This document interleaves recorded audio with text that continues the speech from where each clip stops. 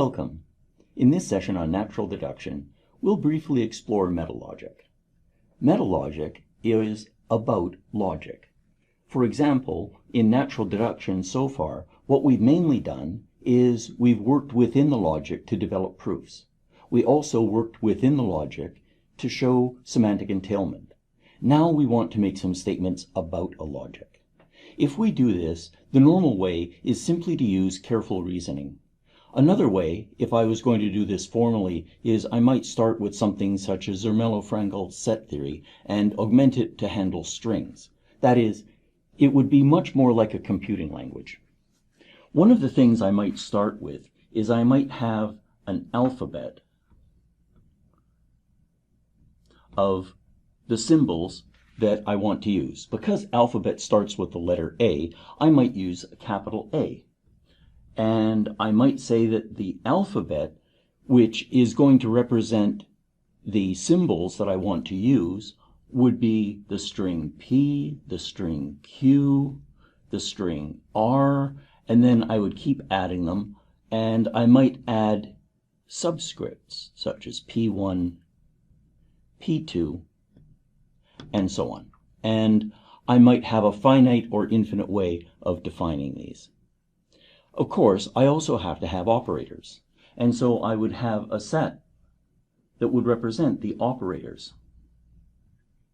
And because operator starts with the letter O, I would choose the Greek capital omega.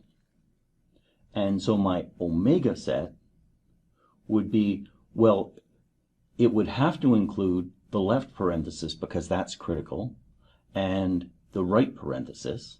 It would have to include the negation, and then it would have to include all the other operators that we use in our natural deduction. And it would also have to include the bottom symbol and the therefore symbol. And that might be, for a basic description of natural deduction, where I stop. Then I would have to define what a formula is in natural deduction. Well, I could say, for example, that if a symbol phi was equal to the letter P, then that would be in the set of formulas. And I would say, for example, that I would use capital Phi as that set. I might say that if a formula was in the set of formulas, then the first thing that we did in natural deduction was we said that the negation of a formula is also a formula. And so I could represent that in a metalogic by saying that parenthesis negation followed by the formula that's already a formula, followed by the right parenthesis, that is also a formula. And so I could continue and show all of the ways that we use conjunction and disjunction and implication, and I would arrive at formulas. Then I would have to have sequence, and then I would have to have provable sequence. Let's take a look at the provable sequence, because those are the ones that would be really interesting. That is, we want to know what could we prove in natural deduction. And one thing that we can prove is that a formula implies itself. That is, it's a one-line proof. And so I could say that a provable formula would, or a provable string would be that if it is a formula followed by the therefore symbol, followed by a formula, that is in the set. For provable, I would use a capital pi. And I really should say here, if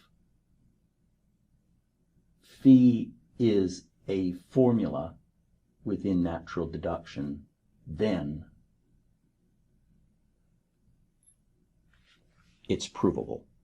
And so I would be able to gradually develop everything that we've worked in the previous sessions. And where this would go is that would give us everything we need for the syntax of natural deduction. It would tell us what are our atoms, what are our operators, what are our formulas, what are provable sequence, etc. I would then turn and say, how could I represent the semantics of natural deduction?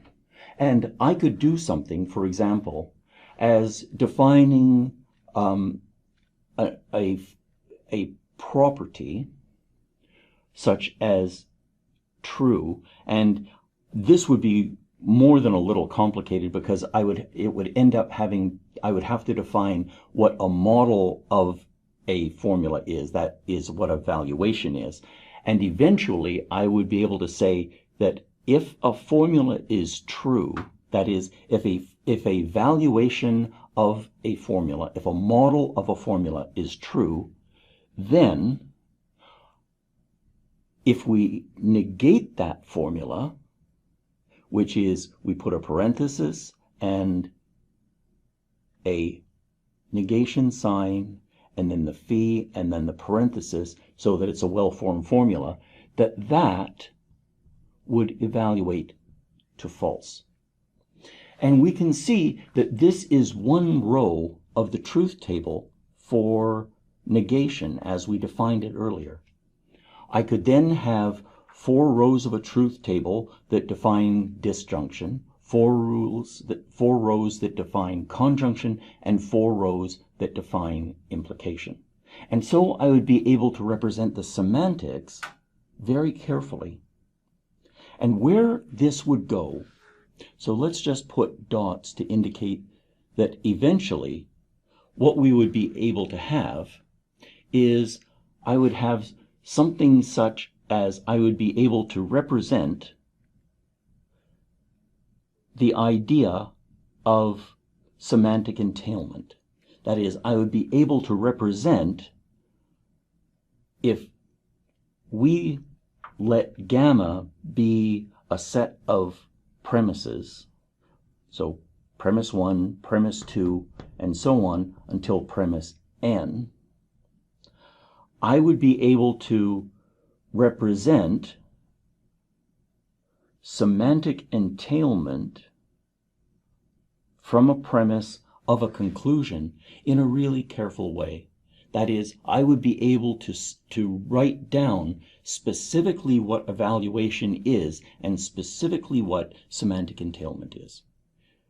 We worked this through in truth tables, and here what we want to know is, yes, there is a possible way that this could be done in a highly formal setting. We won't do that in this course. In later courses, that could be possible. The metalogic could then allow us to at least consider some really important things. One thing that we would like to know is whether or not natural deduction is correct. So if it, for a logic to be correct, it means that everything that is provable is a semantic entailment. And we can now write that in a metalogic concisely. What we could say is, if a sequent holds, that is, if from the premises we can use the rules of natural deduction to arrive at the conclusion. So that would be if this is in our set of provable formulas, then those premises semantically entail the conclusion. And natural deduction is correct. This was shown in approximately 1934 and 1935 by one of the originators of the method of natural deduction. We already know that well, we have already been told that natural deduction is consistent. That is, it's impossible to prove the bottom symbol from the rules of natural deduction. Now, we can be assured that it's correct by looking up proofs. This is often referred to as soundness. So a sound theory is a logical theory, such as natural deduction, that is consistent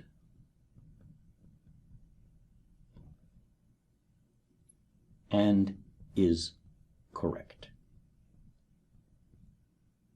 And there are many proofs that natural deduction is a sound theory. And the consequence for us is that if we can start with premises and we can arrive at a conclusion, then we know that there is a semantic relation between the premises that we used and the conclusion formula that we arrived at.